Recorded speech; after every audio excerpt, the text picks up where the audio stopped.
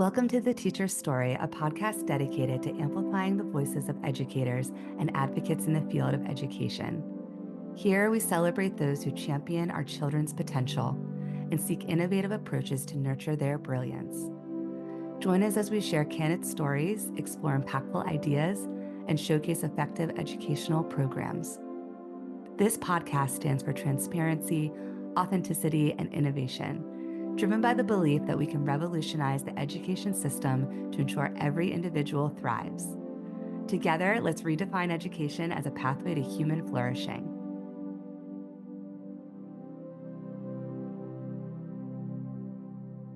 Hi, welcome to The Teacher's Story. I'm Jackie Scully, and today I am so excited to have both Jennifer Johnson and Jan Frolic with us from Captains and Poets. They are the co-founders, and I recently was part of their Bright Light series nominated by Ola. And I'm just really excited because I love all the work you do with social emotional learning, but it's just fun and innovative, really different. And the professional development I went to recently, I got a glimpse into kind of like what you are doing in schools. So thank you so much for both of you being here. It is absolutely our pleasure. Thank you. So whoever wants to share first, and we can kind of like toggle back and forth. I always ask, like, what got you into education? What inspired you? How do you have this passion and love for this field? I can Wow. start out. Yeah, you do that. You start. So I was actually in education. So my first career was as an educator. I worked in the secondary system and a lot around special education. And I left teaching for a while, but I knew I'd always come back. And then when I was introduced to Jan in 2018, we were both on a mission really to empower young people to be their best selves. And so happy to be back. And for me, there was no way I was going to be in teaching or education or anything of the likes. I grew up in a house of teachers, and everyone around me was teachers. And I will tell you, it is a very hard job. Up early, late nights, tons of marking. And I was just like, no way, I am not doing this. I would do literally anything else. And I did. I went out on a whole other path in entrepreneurship and in business. And my last stop was working as Senior Vice President of Women of Influence Worldwide, which was a global organization that was really working towards the equity and inclusion of women in the workplace. And through that, I ended up in education because I had this moment of total frustration in the equity space, seeing that nothing was going to change in my lifetime and probably not my kids' lifetime. And then, of course, all the statistics come out 230 years before there's gender equity in the space. And I really had this moment of what's happening? Like, why can we not have equity and equality for everybody? And there was I had just like a lot going on in my head, and I thought we need to start talking to young people so they can talk to each other, so we can have really transformational, generational, systemic change. And so I was on a mission at that point. I was like, I'm going to talk to kids, and that's how I ended up in the education space. Thankfully, someone introduced me to Jennifer, and 15 minutes later, I'm like, this is what I want to do, and she's like, that's great, but then expanded on that in so many different ways. And that's how we ended up with Captains and Poets, because she's brilliant and a curriculum writer and a former educator. And she really was able to just sort of rein all my thoughts in and build this into something that makes sense. And also moves the dial on so many things around knowing who you are on the inside and being self-aware so you can see it in other people. And that's really the key, right? It's the key to inclusion and equity is, knowing yourself so well that you can love and see other people and all of their beautiful differences also, and see it as a gift to your own life. So that is the very shortish version of how I ended up in education. And I could see how you two have this synergy. You're both like, you're very different, like personalities and your energy, but like the background that Jennifer has in education and the curriculum design, and also like your entrepreneurial background and like the mission and vision that you have, and then putting that together. I think that is how it works, right? You need both. And you both probably have a different captain and poet, or maybe something very similar, and we'll talk about that. And you're doing SEL very different. So this is, you're in Mm. Canada, I'm in America, and SEL, which is interesting in America. I'm not really sure about Canada, but it can be controversial. I'm like, Yeah, totally. they're like, why are you doing SEL in schools? We don't want our kids. That's a soft skill. Why are they spending some time on that? I'm like, so you don't want them to be healthy human beings with healthy relationships? But a lot of people don't know about it. They don't know Mhm. what it truly is, and it can look very different in different curriculum, in different schools, how it's delivered. So just to kind of like get back into maybe like the meat of the program. So you two got together, you had this wonderful idea, and then how did you develop the curriculum, or what were you thinking? Like, these are going to be the pillars. This is what we really want to do. This is what kids need. Like you said, Jan, like we want to see this generationally passed down, right? Starting young so that they can pass that forward. Yeah, maybe I'll start off there. So we found ourselves in the SEL space, and we are differentiated in that I think we don't focus heavily on the self-regulation piece, which in some areas is part of the controversy, because we believe when you enable kids with self-awareness, when you help them to see themselves, to understand themselves, that they then embark on this journey of self-discovery, which is really empowering and gives them agency. And we believe, sort of mitigates a lot of the issues that are showing up in schools. So yeah, we were really in 2018, we looked at the world and thought, oh my goodness, the world is increasingly complex. Little did we know what was coming. And Mm. we wanted young people to have an inner compass so they could know who they were, they are and or were, and navigate situations, with authenticity, with compassion, and with resilience. And we found, as on this journey over the past few years, that really we're a little bit unique in that we are at the intersection of well-being and identity, Mm. because they feed one another, and that's really where connection lies, connection to self and connection to others, that Jan was alluding to earlier. Yeah. Is there Yeah. anything you want to add to that too, Jan? Yeah, I would only add, just because it is controversial, and it is, right? Because there are inequities. It's a thing. Like, it's real. There are inequities in social emotional learning. When you Mm. have young people showing up at schools who do not look like me, and don't have the same experience as me, and I don't have the same experience as them, and they're expecting to, or we're all expecting them to co-regulate, Mm. but we Mhm. don't have the same knowledge of each other's experiences. So that is where it's so limiting, right? And that's why the self-regulation, the self-management part, we never we never hooked ourselves to that train, because we were just very much like, no, it's about self-expression. Mm. It's about exploration and awareness and discovery of who you are. And in doing that, you are creating a whole new environment with your educator and with the students in your class, right? And that social emotional learning is so much better and so much more supportive for everybody. And that's really important to us, because, well, because it's not necessarily being used that way everywhere. Mm.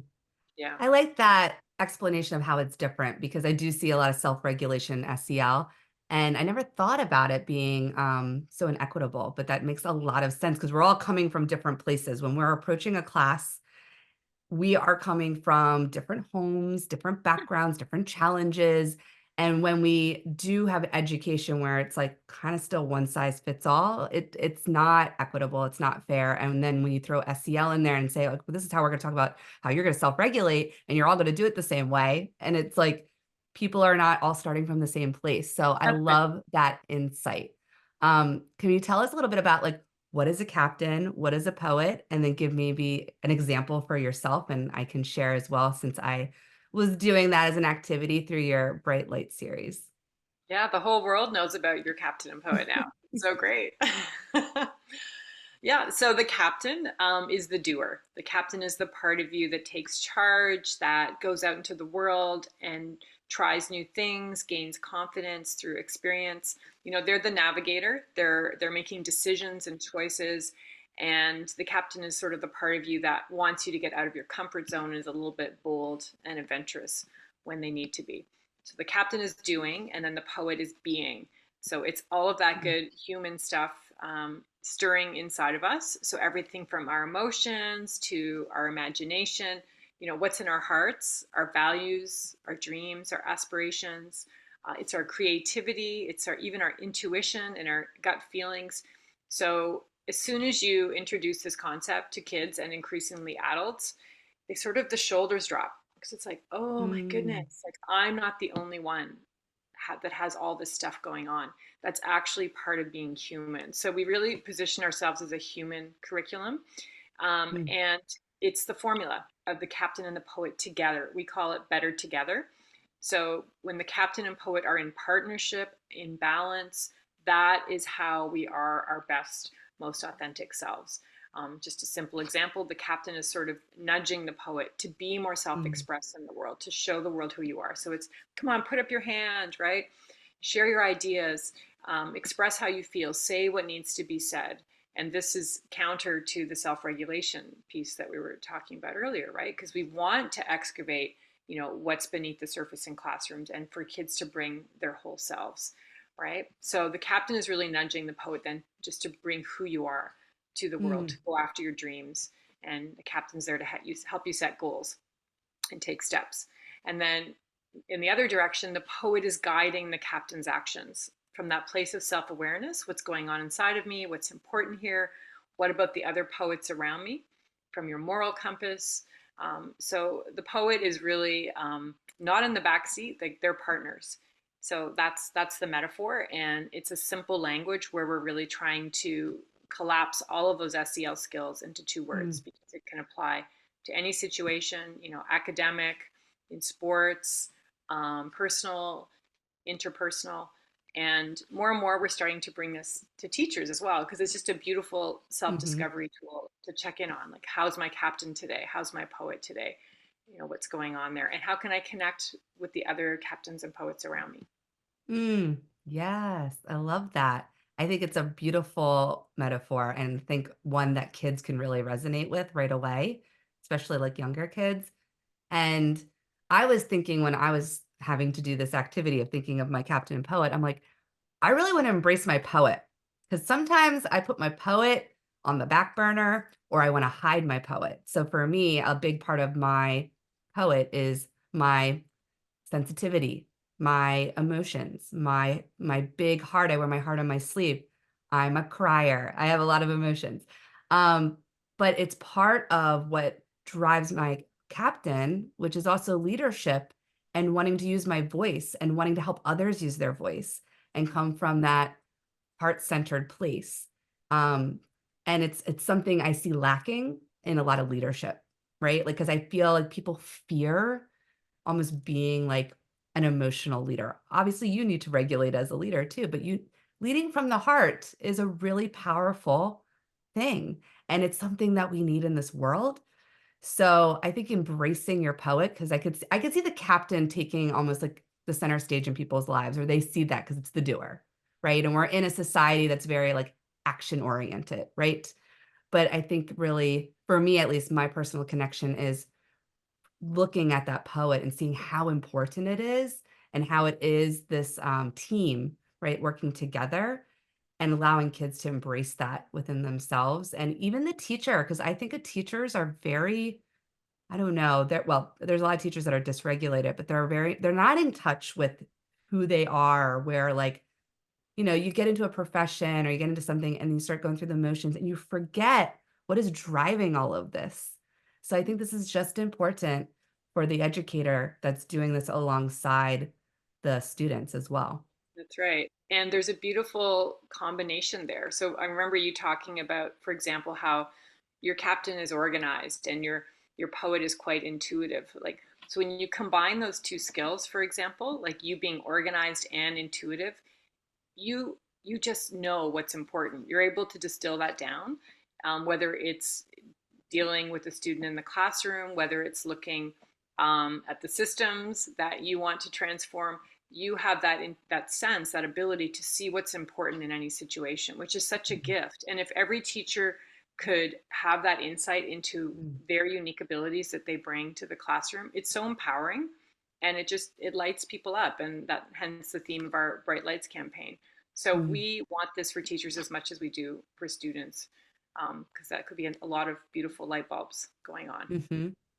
Absolutely. Yeah, I just wanted to add something. We were in a school last night, actually, and what you just said about how you want to embrace your poet, and it sounds like it's been hidden, and that makes sense for a lot of women in professions. Like, they hide their poet, so they're taken more seriously, and they're not so emotional.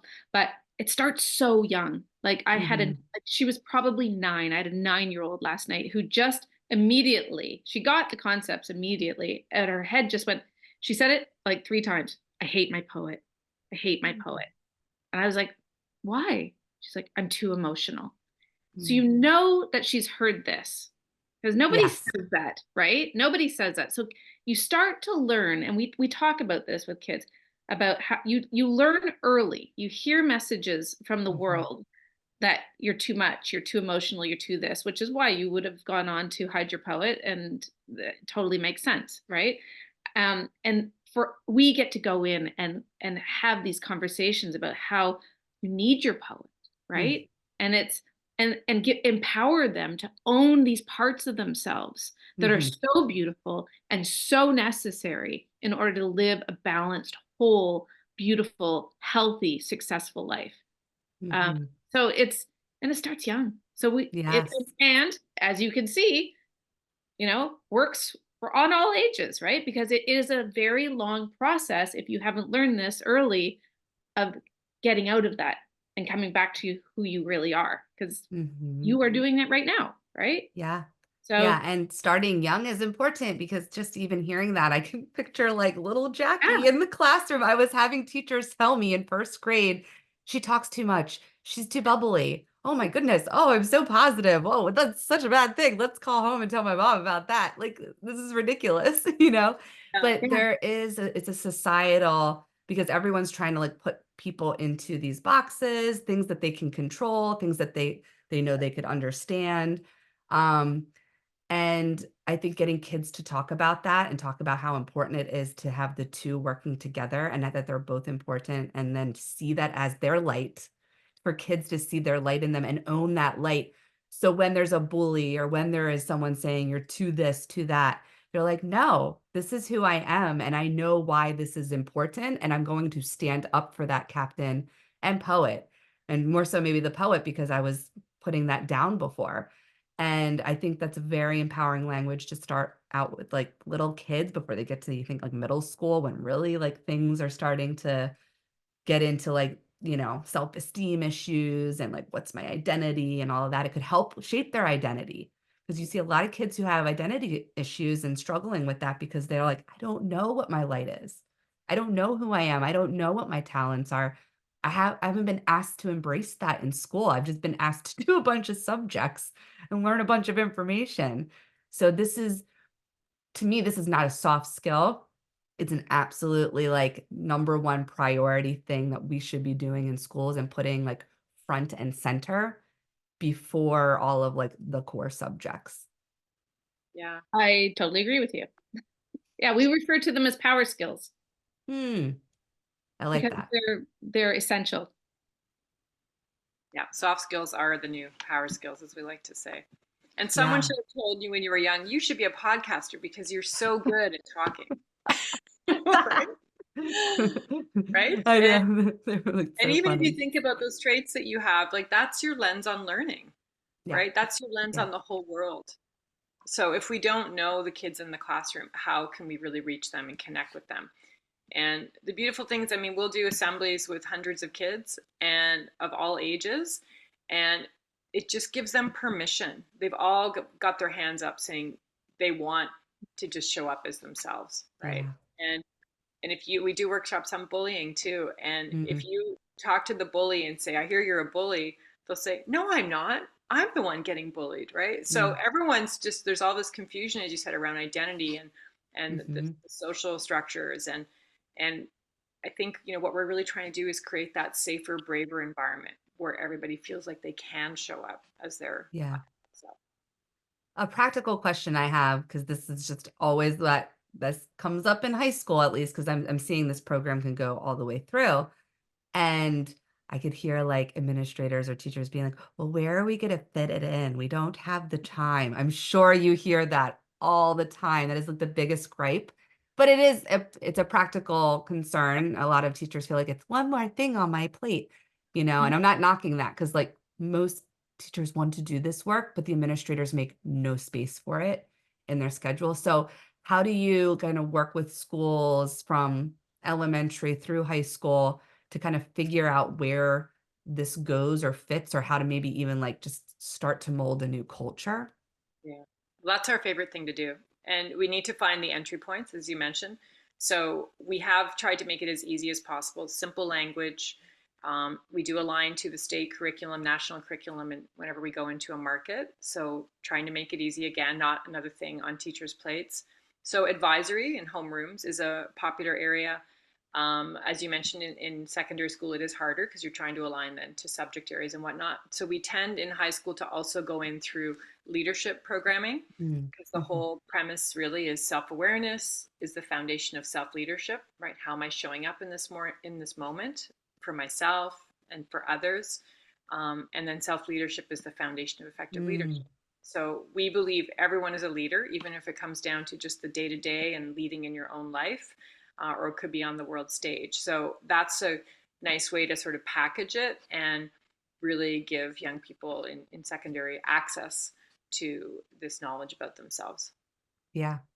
There's also opportunity for things like mentorship programming and peer, like most high schools have like a peer leader program. Mhm, So we've worked with the peer leaders, and that gives opportunity for, it's sort of a train the trainer kind of thing. If they once they've had the messaging, then they can go out and do whatever they want mhm, or mhm. need to do in the schools.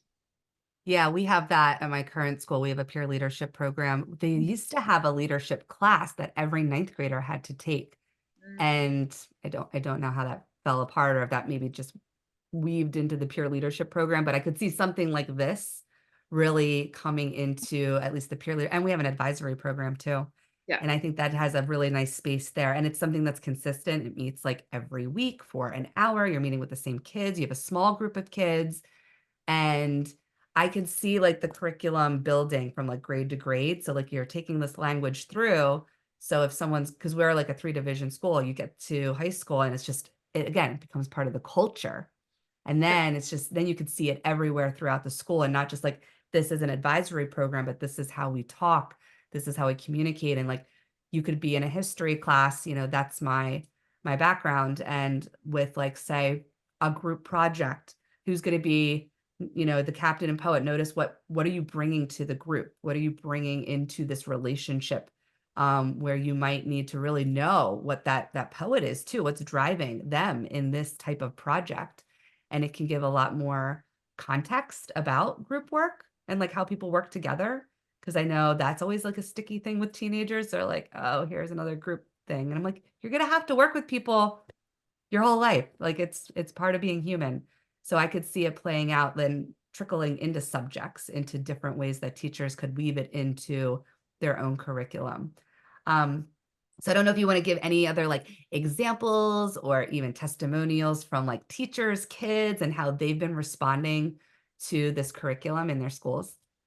Sure. I mean, just building on what you're saying, like you can use the captain and poet as a lens on social issues going on in the world, social studies, history. Mm, We recently worked with CASE, the Canadian Accredited Independent Schools organization, at their national leadership conference for middle schoolers, and they were going to the Museum of Human Rights the mm, day after our workshop, and it was amazing. We were able to connect it and give them the ability to reflect on what they were learning about and also how it was impacting them. And I think that's a point we often don't talk about enough, is the world is a pretty overwhelming place Hmm. right now for adults, never mind children. So, it's really wonderful when we can give them these tools to make sense of things and then feel empowered to actually do something from their own, unique contributions that they bring, their captain and poet. Yeah. Yeah, I would just say also getting to what kind of blending those two things together is that um, getting kids to work together when they learn about their captain and poet and when they run through the leadership programming, we often we talk heavily about unique abilities. Mm-hmm. So, and that's one of the most beautiful things about the kids want to find each other's unique abilities, and it's more fun, Yes. to start to find out what not just what your own is, but to see what it is in other people, and that creates a beautiful environment to build something incredible with your group when you're building group work, right? Hmm. And that's something that they're going to have to do their whole lives. Yeah, You're and there's ownership there for each student to feel like I have something to bring to the table because you often will hear students be like, well, this is the smart kid in the group, or this Yeah, is the organized kid in the group, or this is the one that's really good at speaking, or this is the one that's really good at writing.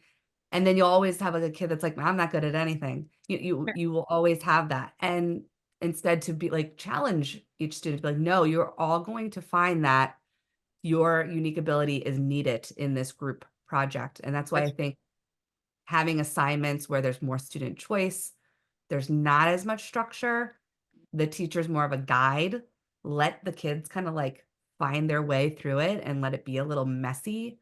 I think kids need to know how to work through those relationships when things are tough in group projects or group dynamics with whatever they're working on.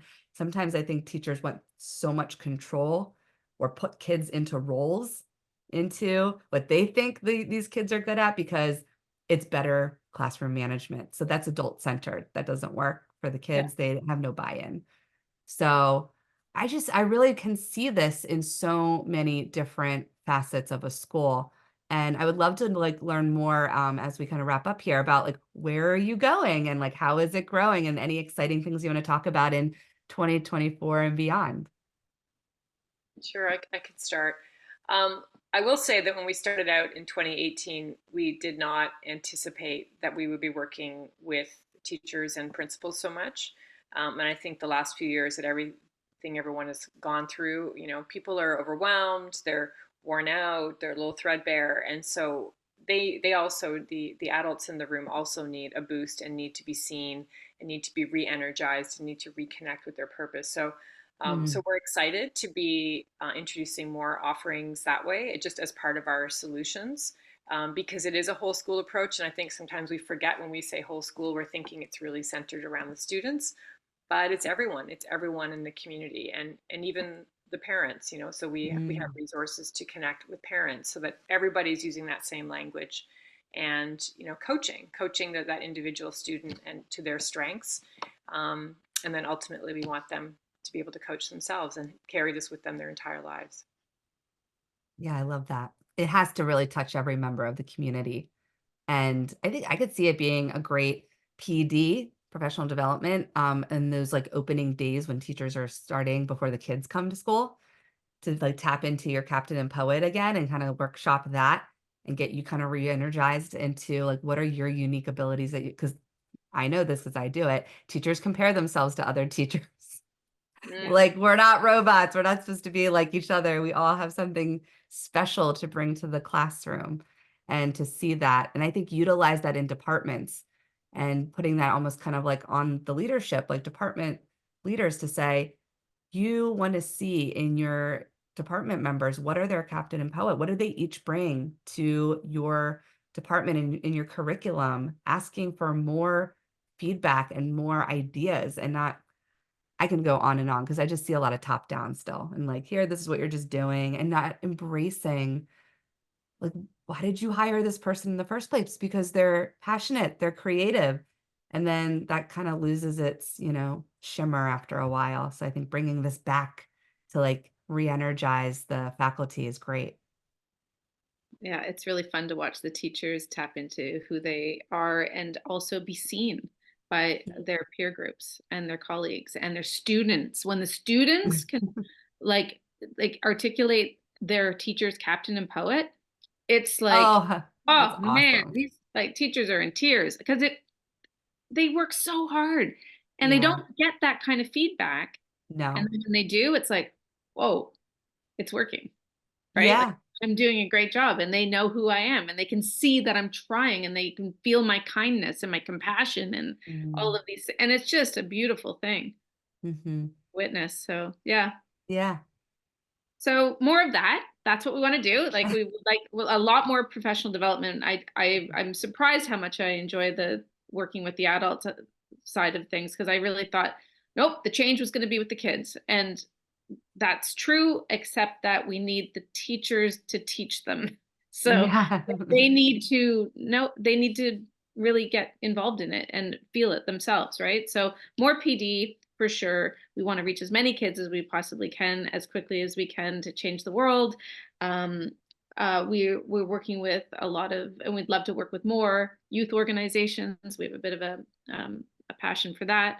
Mm. Um, and of course, we're already working with some amazing organizations. Jen just said, like CASE, we're working with. We have a partnership with the International Coalition of Girls' Schools. Mm. Um, yeah, we want to keep building on what we've been doing. We're in 7 countries right now. We want to be Oh, in many, wow. many more. That's awesome. We've had a remarkable start, I would Mm. say, over the last 5 years, and I don't see it slowing down anytime soon. People are starting to catch up with us. Yes. Yeah, Uh, I think post-COVID too, yeah. people see the real need, because there was just such a shift in, we all went inside and kids really struggled with the isolation.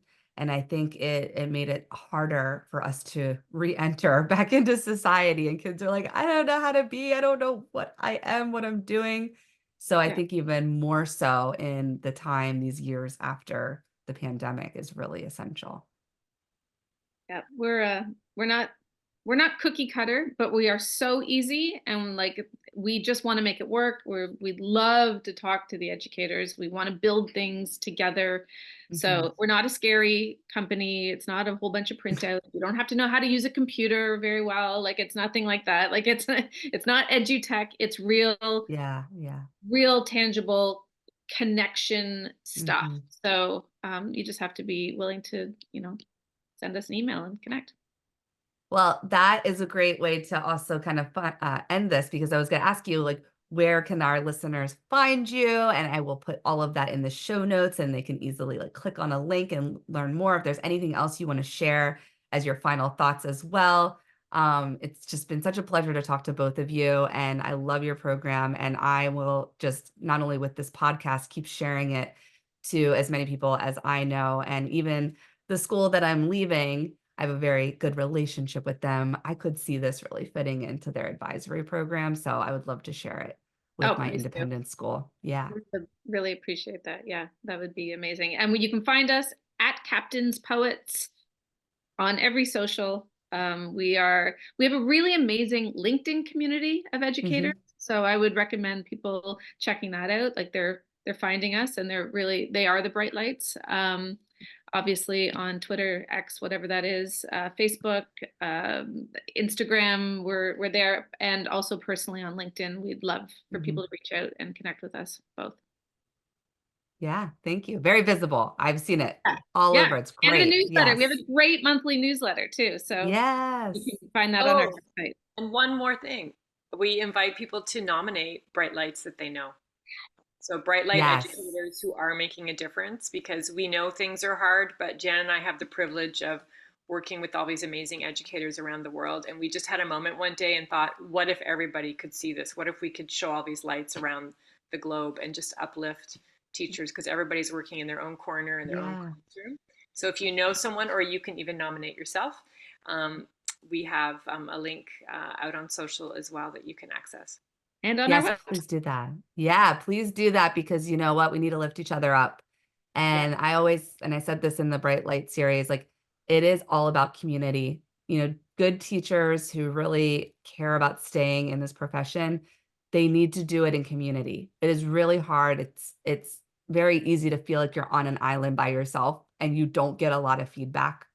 And so, it's great when you get it from your administrators. It's great when you get it from your students and parents, but if we could lift each other up too, teacher to teacher, right? Nominate a great teacher, and Jennifer and Jan blast you all over the place. They make you shine, and just wonderful, wonderful quotes and everything. And so it's great to just lift you up and in your profession and showcase that to the world. So I love that Bright Light series. Thank you. And thank you so much for, bringing me into that as well.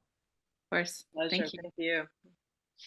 This is great. I have enjoyed this conversation so much, and I wish you both so much success with Captains and Poets, and we'll definitely stay in touch. Thank you so much. Have a great day. Jackie. Thank you, Jackie. Thank you for tuning into The Teacher Story. Your support fuels my mission to shape a brighter future for our children. If you enjoyed this episode, please consider subscribing, liking, and leaving a review. You can also support me by donating to my Buy Me a Coffee fund, linked in the show notes. Don't forget to explore my guests' work and show them your support. Together, we can make a difference in education. We do this in community. We rise together.